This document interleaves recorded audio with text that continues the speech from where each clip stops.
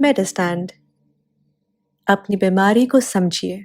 السلام علیکم خواتین حضرات، پروفیسر عزیز الرحمان میڈسٹینڈ اپنی بیماری کو سمجھیے کی جانب سے یہ ویڈیو ایک نئے کانسیپٹ اور ایک نئی دوائی کے بارے میں ہے، اور دوائی کا نام ہے کیبرگولین۔ اور یہ کیبرگولین کے بارے میں ویڈیو بنانا اس لیے میں نے ضروری سمجھا کہ یہ پاکستان میں پہلے میسر نہیں تھی، اگرچہ اس کی بہت اشد ضرورت تھی۔ بہت سارے لوگ ہیں جن کو کچھ مسائل ایسے ہیں جن کو اس کی ضرورت ہوتی ہے، لیکن وہ پاکستان میں اویلیبل نہیں تھی۔ اب یہ لکیلی اویلیبل ہو گئی ہے۔ تو اس کا کچھ بیک گراؤنڈ بتانا چاہوں گا کہ کن لوگوں کو ضرورت ہے۔ اس کی ضرورت مردوں کو بھی پڑ سکتی ہے اور عورتوں کو بھی پڑ سکتی ہے۔ عورتوں کو خاص طور پہ اگر آپ کے پیریڈز ارریگولر ہو گئے ہیں اور اس کی کوئی بظاہر وجہ نہیں نظر آئی، یا آپ کو انفرٹیلٹی ہے، بچہ پیدا نہیں ہو رہا، کوئی بظاہر وجہ نہیں نظر آئی، یا آپ سیکس میں بالکل انٹرسٹ لوز کر گئی ہیں، کوئی بظاہر وجہ نہیں نظر آئی، یا پھر آپ اس فیز میں نہیں ہیں جب بریسٹ میں ملک بنتا ہے، یعنی ایک لیکٹیٹنگ فیز میں نہیں ہے، جب بچہ پیدا ہوتا ہے اس کے بعد بریسٹ میں سے ملک بننا چاہیے، آگے پیچھے جب آپ پریگننٹ نہیں، جب آپ میریڈ نہیں، تو تب بھی اگر آپ کے نپلز میں سے کچھ تھوڑا سا بریسٹ جیسے ملک کی ڈسچارج ہوتا ہے، تو یہ تمام چیزیں ممکن ہیں آپ کو پرولیکٹن لیول کے بڑھنے کی وجہ سے ہو۔ اسی طریقے سے اگر آپ مرد ہیں تو بغیر وجہ کے آپ کو سیکس میں سے انٹرسٹ ختم ہوتا جا رہا ہے، یا آپ کو انٹرکورس کرنے میں دشواری پیدا ہو رہی، یا آپ کو ایریکٹائل ڈس فنکشن ہو رہا ہے، یا آپ بھی انفرٹیلٹی کا شکار ہیں، یعنی آپ کی وائف بالکل صحیح ہے، آپ بھی انٹرکورس صحیح کر لیتے ہیں لیکن بچہ نہیں پیدا ہو رہا، انفرٹیلٹی کی وجہ آپ میں یعنی مرد میں ہے، یا گائنوکومیسٹیا ہو گیا یعنی بریسٹ انلارج ہو گئے ہیں، بریسٹ میں سے تھوڑا سا ڈسچارج ہونا شروع ہو گیا ہے، تو اس صورت میں ممکن ہے آپ میل ہیں تو آپ کا بھی ممکن ہے پرولیکٹن لیول زیادہ ہو۔ تو پرولیکٹن لیول زیادہ ہو تو اس سے دونوں مردوں میں بھی اور عورتوں میں بھی اچھی بلی بیماریاں پیدا ہو سکتی ہیں، اتنی سیریس بیماریاں کہ جیسے انفرٹیلٹی، اب بچہ کا پیدا نہ ہونا عام طور پہ ایک بہت بڑی سیریس پرابلم میں سے سمجھا جاتا ہے۔ اوبویسلی پیریڈز کا ارریگولر ہو جانا، اریکٹائل ڈس فنکشن ہو جانا، لیبیڈیو کا لاس ہو جانا، گائنوکومیسٹیا ہو جانا، یہ تمام بڑے بڑے مسائل ہیں، لیکن انفرٹیلٹی ان میں سے سب سے زیادہ امپورٹنٹ ہے۔ تو کئی دفعہ اس کی یقیناً بہت ساری وجوہات ہو سکتی ہیں، لیکن کئی دفعہ اس کی وجہ سمپل یہ ہوتی ہے کہ آپ کی باڈی میں پرولیکٹن جو ہارمون ہے اس کی زیادتی ہو گئی ہے۔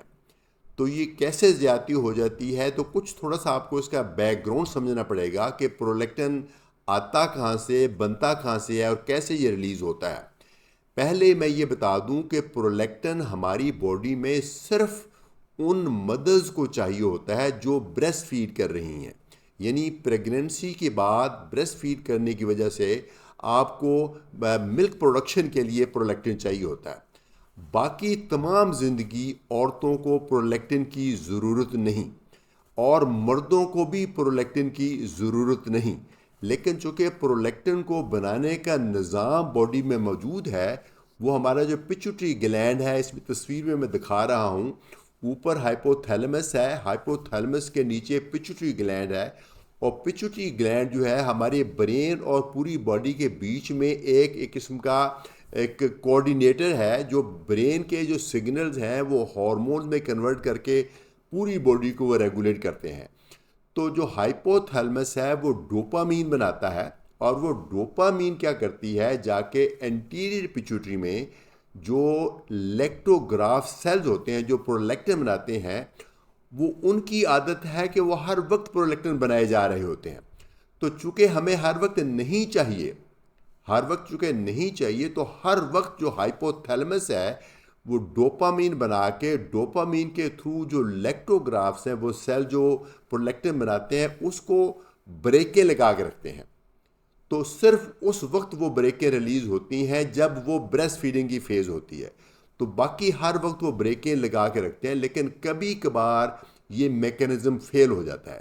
جب یہ میکینزم فیل ہو جاتا ہے تو آپ کی جو ڈوپامین ہے وہ یا تو کم بن رہی ہے، یا وہ بننے کے باوجود آپ کے وہ پچوٹری کے وہ سیل جو ہیں، جو الیکٹروگراف، اس کو منع کرنے میں کامیاب نہیں ہوتے، تو پرولیکٹن لیول بڑھ جاتا ہے۔ تو پرولیکٹن بڑھنے سے یہ ساری تمام جو فطور پیدا ہوتے ہیں۔ کئی دفعہ یہ ہوتا ہے وہ پرولیکٹن بنانے والے سیل جو ہیں وہ نہ صرف زیادہ پرولیکٹن بنا رہے ہوتے ہیں، زیادہ پرولیکٹن سیکریٹ کر رہے ہوتے ہیں، ان کی گروتھ ہو جاتی ہے، پرولیکٹن کے بنانے والے سیلز نمبر میں بھی بڑھ جاتے ہیں، اور کئی دفعہ وہ ایک ٹیومر کی شکل اختیار کر لیتے ہیں، کہ یعنی گروتھ بن جاتی ہے، ایک ٹیومر بن جاتا ہے۔ امیجن کیجئے ایک پچوٹری گلینڈ جو کہ ایک پی سائز یعنی ایک مٹر کے دانے جتنا گلینڈ ہے، وہ ہمارے دماغ کے نیچے والے حصے میں ایک چھوٹی سی ہڈی کے اندر قدرت نے جگہ بنائی، بہت ہی محفوظ، اس کے اندر پڑا ہوا ہے۔ اس میں اگر ایک ٹیومر گرو کر جائے تو ٹیومر نے کیا کرنا ہے، تو ایک تو اس نے پرولیکٹن بہت بنانی ہے، اس کی وجہ سے سارے فطور پیدا کرنے ہیں، پلس وہ ٹیومر جب گرو کرے گا تو باقی کے پچوٹری گلینڈ کو وہ پریس کر کے ڈیمیج کر سکتا ہے۔ اس کے علاوہ جب وہ فردر گرو کرتا ہے تو وہ جو ہمارا پچوٹری گلینڈ ہے اس کے اوپر ہماری جو آنکھوں کی نروز ہیں جو امیج کو دماغ تک پہنچاتی ہیں، اس کے اوپر پریشر ڈالتا ہے، اس کو بولتے ہیں آپٹک کیزم۔ اس سے آپ کی دھیرے دھیرے نظر افیکٹ ہو سکتی ہے اور بلائنڈنس کی حد تک بھی جا سکتی ہے۔ تو یہ پرولیکٹن کو بنانے سے منع کرنے کا کیا طریقہ ہے، یہ ہے ساری کہانی کا لب لباب۔ یہ نئی دوائی جو ہے کیبرگولین، یہ جو پاکستان میں اب نئی آئی ہے، دنیا میں بہت سالوں سے یہ موجود تھی، پاکستان میں کسی وجہ سے یہ نہیں تھی، بہت وہ لوگ پریشان تھے جن کو اس دوائی کی ضرورت تھی۔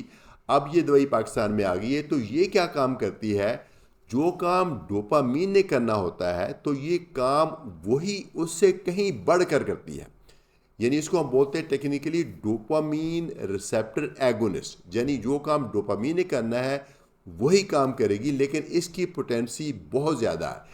تو جو اگر ڈوپامین جو پرولیکٹن پروڈیوسنگ جو سیلز ہیں اس کو پرولیکٹن بنانے سے منع نہیں کر پائے، تو جب یہ دوائی دیں گے تو اس سے وہ جو پرولیکٹن بننی بند ہو جائے گی، اور آپ دیکھیں گے کچھ دنوں میں ہی اگر آپ کا پرولیکٹن لیول ہم دوبارہ چیک کریں گے تو کم ہو جائے گا، اور پھر جتنی اس کے ساتھ ہونے والے فساد ہیں وہ دنوں میں، ہفتوں میں، مہینوں میں ٹھیک ہو جائیں گے۔ جو پیریڈ ٹھیک ہو جائیں گے، اور جو بریسٹ میں سے ملک ڈسچارج ہو رہا تھا وہ ٹھیک ہو جائے گا، فرٹیلیٹی سٹور ہو جائے گی، اگر آپ مرد ہیں تو آپ کا اریکٹائل فنکشن ٹھیک ہو جائے گا، اور گائنوکومیسٹیا تو وہ شرنک ہو جائے گا۔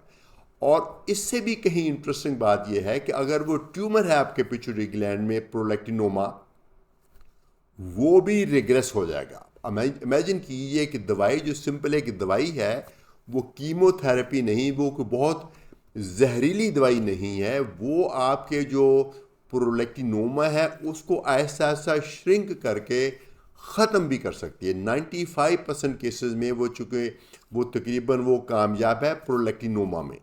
پرولیکٹینوما کے علاوہ بھی کئی پچوٹری کے جو ٹیومرز ہیں، جس کو گروتھ ہارمون پروڈیوسنگ ٹیومر ہے، ACTH پروڈیوسنگ ٹیومرز ہیں، کچھ اور ٹیومرز ہیں، کوئی ایسے ٹیومر جو ہیں جو کہ کوئی ہارمون نہیں بناتے۔ انفیکٹ جو ایک ٹیومر برین کا ہے میننجیوما، اس کو بھی تمام ٹیومرز کو یہ شرنک کر سکتی ہے، لیکن خاص طور پہ پرولیکٹینوما کو تو یہ بہت ہی افیکٹولی شرنک کرتی ہے۔ ایسا ہوا ہے کہ پہلے زمانے میں پرولیکٹینوما کو آپریٹ کرنے کے لیے بہت تردد کرنے پڑتے تھے، چونکہ یہ گلینڈ جو ہے پچوٹری بہت ڈیپ کر کے پڑا ہوا ہے، وہاں تک پہنچنا ہی بہت کام ہے۔ اس کی دو اپروچز ہیں، ایک تو ناک کے تھرو جاتے ہیں، اور یا کئی دفعہ کرینیوٹمی یہاں سے کٹ کے یہاں سے جاتے ہیں، لیکن وہاں پہنچ کے پھر ٹیومر کو ریموو کرنا، اور اس چیز کا بھی خیال رکھنا کہ باقی کے پچوٹری گلینڈ کو نہ نقصان پہنچے، کیونکہ اس کا ایک ایک جو ملی میٹر ہے اس کا ایک بہت فنکشن ہے۔ یہ ایک بہت مشکل ٹاسک تھی، اور لکلی اتنی بڑی سرجری، اتنے بڑے خرچے اور اتنی سرجری کی کمپلیکیشن سے بچ کر ایک گولی سے آپ کا ایک برین کا جو پرولیکٹینوما ٹیومر ہے، وہ جو کہ نہ صرف آپ کی پوری باڈی کو افیکٹ کرتا ہے بلکہ آپ کی ویژن کو بھی افیکٹ کر سکتا ہے، وہ اس سے نجات حاصل ہو سکتی ہے 95% کیسز میں۔ اور بھی کئی ٹیومر ہیں جس میں یہ جو دوائی ہے فائدہ دے سکتی ہے۔ اس کی ڈوزج کیا ہے؟ اس کی ڈوزج ہے 0.25 ملی گرام ہفتے میں 2 دفعہ۔ چونکہ کافی لمبا اثر چلتا ہے اس لیے ہفتے میں 2 دفعہ لینا ہی کافی ہے۔ شروع ہم کرتے ہیں ہمیشہ 0.25 ملی گرام کی گولی سے۔ 0.25 ملی گرام بھی اویلیبل ہے، 0.5 بھی اویلیبل ہے۔ 0.25 سے شروع کرتے ہیں ہفتے میں 2 دفعہ، پھر آہستہ آہستہ ضرورت پڑنے پر اس کو ہم بڑھا بھی سکتے ہیں۔ اس کو 0.25 سے 0.5 کر لیتے ہیں۔ کچھ اور بیماریاں بھی ہیں جس کا میں ذکر اس ویڈیو میں نہیں کر رہا، اس میں چونکہ ابھی ایکسپیریمنٹل ہے، وہاں اس کو دے کے، اس کو ہائی ڈوز دے کے، اس کو ہم کئی دفعہ 1 ملی گرام یا اس سے بیونڈ بھی جا سکتے ہیں۔ تو کیا اس دوائی کے سائیڈ ایفیکٹس ہیں؟ یقیناً ہے، تمام دوائیوں کے سائیڈ ایفیکٹس ہوتے ہیں۔ انفیکٹ جو چیز ڈوپامین جیسا اثر رکھتی ہے اس سے نوزیا یا وومٹنگ ہوتی ہے۔ تو اس دوائی سے بھی شروع میں نوزیا یا وومٹنگ ہوئے گی آپ کو، اس کو کنٹرول کرنے کے لیے آپ کو اضافی دوائی دی جائے گی، اور لکیلی جب آپ یہ دوائی کنٹینیو کریں گے حوصلے کے ساتھ تو کچھ دنوں ہفتوں میں یہ نوزیا وومٹنگ بھی ختم ہو جائے گی، پھر آپ کو اس سے آگے والی ڈوز دی جائے گی۔ بہت اگر ہائی ڈوز میں دی جائے، کچھ اور بیماریوں میں اگر بہت ہائی ڈوز میں دی جائے اور بہت لمبے عرصے کے لیے دی جائے تو پھر آپ کے دل کے جو ویلز بھی اس سے افیکٹ ہو سکتے ہیں۔ سو جو بھی فزیشین، جو بھی انڈوکرینالوجسٹ آپ کو ٹریٹ کر رہا ہے، وہ اس کی ذمہ داری ہے، وہ یقیناً اس پہ کڑی نظر رکھے گا۔ وہ آپ کو بار بار پرولیکٹن لیول ٹیسٹ کرائے گا، اور اس کو کبھی کبھی شاید ممکن ہے آپ کے اور ٹیسٹ ایکو کارڈیوگرافی وغیرہ بھی کرے۔ تو کیا یہ دوائی آپ کو چاہیے کہ نہیں چاہیے؟ یہ یقیناً آپ یہ فیصلہ نہیں کر سکتے۔ جو میں نے سمٹم بتائی ہیں، اگر ان میں سے کوئی آپ کو سمٹم ہے تو آپ اپنے فزیشین سے ملیے، اپنے انڈوکرینالوجسٹ سے ملیے۔ وہ پہلے تو آپ کو ہسٹری لیں گے، ممکن ہے ہسٹری میں ہی ان کو پتہ چل جائے کہ کیا وجہ ہے۔ اگر آپ اینٹی سائیکوٹک ڈرگز لے رہے ہیں، بہت ساری دوائیاں ہیں جو نفسیاتی مریضوں کو دی جاتی ہیں، ان سے پرولیکٹن لیول بڑھ جاتا ہے۔ اگر آپ وہ لے رہے ہیں تو ممکن ہے آپ کا ہائی پرولیکٹن لیول اس کی وجہ سے ہو، تو آف کورس آپ کا پرولیکٹن لیول تو چیک ہوگا ہی۔ اگر وہ بہت زیادہ آ گیا ہے تو اس کا مطلب ہے کہ آپ کی سمٹم اس کی وجہ سے ہیں، اور سب سے پہلے ہم اسٹیپ کریں گے کہ ادویات دیکھیں گے۔ اگر آپ کو ایسی دوائی کھا رہے ہیں جس کی وجہ سے پرولیکٹن لیول بڑا ہوا ہے تو یقیناً ایتھیکلی یہی صحیح اپروچ ہے کہ وہ دوائی بند کر دی جائے۔